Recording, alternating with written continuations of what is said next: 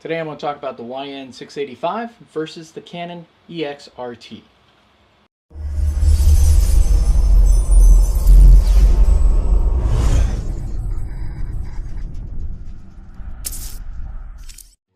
So as far as the feel of the Yongnuo, it feels pretty solid. It feels like it is a quality flash. I do have some concerns about its longevity, but for $100, I mean, you really can't go wrong if you're a beginner. For professional work, you might want to pick up extras.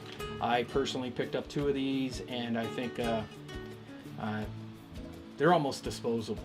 I mean, my 580 EX2 blew up on me last week, so I was going to pick up another 600RT, or EX-RT, sorry, and the 600s worked out great. The 580 EX2 lasted me 7 years, and I don't really expect that from this model. I kind of hope that this will last maybe a year.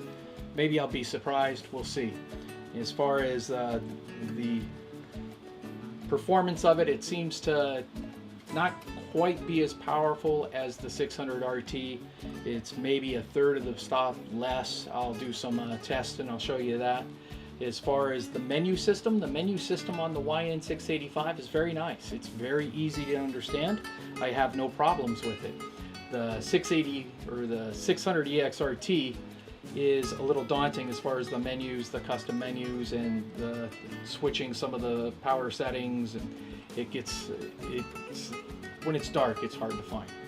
This has a nice lit screen, and the screen itself is very easily read, and the buttons are very obvious what they do when you look at it. So overall, I mean, it's not that bad. Alright, so right now we're going to take a closer look of the YN685 and some of the features on the back of this flash. So we have a 3-position switch for power: off, lock, and you'll see Yongnuo pops up there. And then in the lock, you are not able to press any buttons except for the test fire. In the on position, you are able to press all the buttons. Everything works just fine. Over here we have our mode button. Our mode button will change from ETTL to manual to multi-flash along with the frequency. In manual mode, you see here this plus / minus.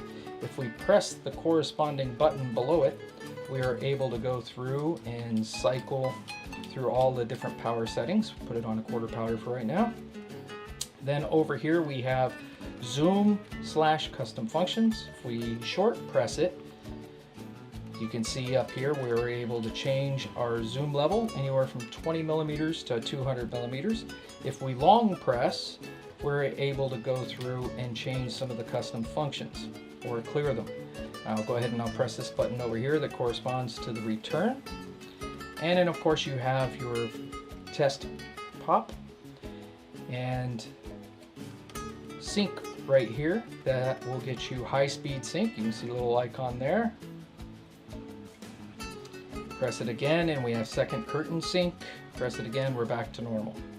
So let me go back into the mode and back into ETTL. One thing that you want to do if you're using this with the YN622C-TX is that you need to put this in radio mode, and to do that you just press and hold the mode button, and you can see we are now a remote of the 622. This is the slave. We can do all of our controls on the YN622C-TX, and this will communicate with that. And that's a closer look. I have both flashes hooked up to a YN622C-TX transmitter. They are both set to manual, full power. I'm going to test them on my Sekonic light meter to see how they do and to see a comparison. So first off, we're going to try the Yongnuo YN685, and here we go. The YN685 at ISO 200, shutter speed 200, gave us an f/18.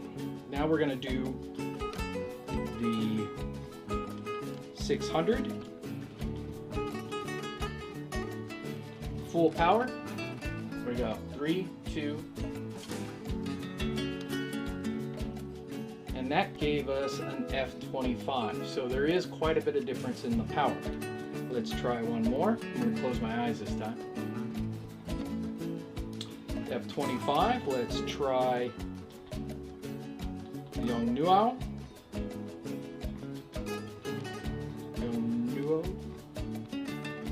See how it does. f/20.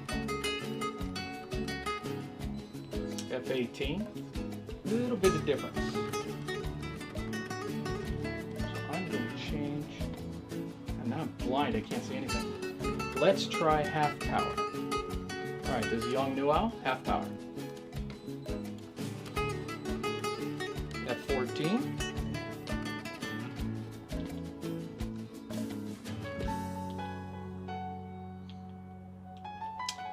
Canon 600ex-rt. f/20. Quarter power. Yongnuo quarter power. f/10.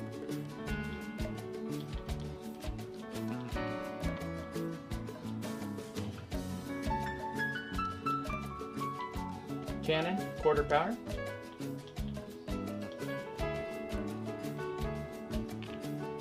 f/14.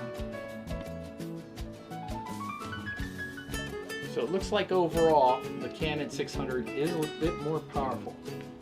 A couple of the quality issues that I've noticed. There's some weather stripping that's on the bottom here.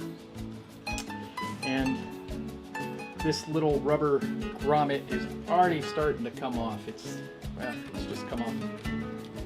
And it's not seated very well. It doesn't seem like that's going to last. I think that's going to fall off in my bag and I'm not going to notice it's gone.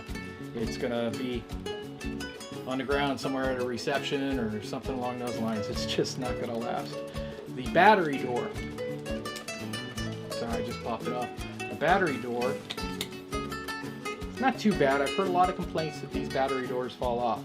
It seems to work okay on this one. I don't know if they've improved that with this model.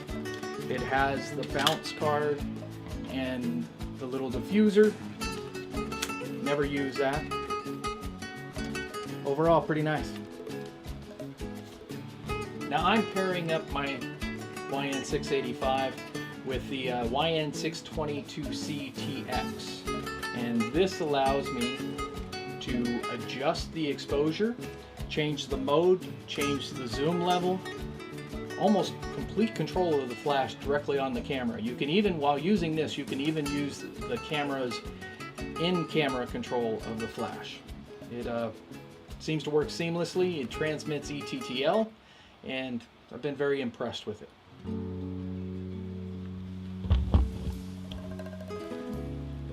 Now, since the YN622C-TX does not communicate with the Canon 600ex-rt, I picked up some of these YN622Cs. These are the receivers, and you can set a group and a channel on it, and that will communicate ETTL data to Canon flashes like the 580EX2, the Canon 600ex-rt, and I also have a METS 58 AFC1, something like that. So this will allow them to work with the YN622C-TX. Now, many of the features of the 685, the YN685, are very, very similar to what the Canon 600ex-rt is. You have ETTL, you've got manual control, you have zoom level from 20 millimeters to 200 millimeters, I believe it is, and you have a 360-degree rotating head. It's a little stiff, it's not as smooth as the 600, but it works. There is focus assist inside the YN685, and it seems to work just fine. I haven't had any issues with it.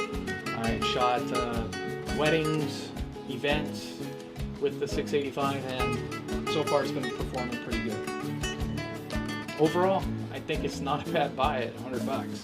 You could actually get 4 of these and the YN622TX for the price of one 600ex-rt.